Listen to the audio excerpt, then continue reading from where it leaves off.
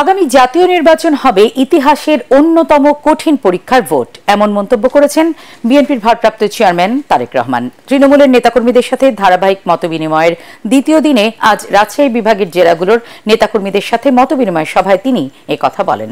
এ সময় তারেক রহমান বলেন, আগামী নির্বাচন হবে একটি কঠিন পরীক্ষা। নির্বাচনের ফলাফলের জন্য বিএনপি সবসময়ই জনসমর্থনের উপর নির্ভরশীল। তিনি বলেন, বিএনপি গত 17 বছর ধরে শত জুলুম ও নির্যাতন সহ্য করে যেভাবে জনগণের আস্থা ধরে রেখেছে তার ধারাবাহিকতা বজায় রাখতে হবে।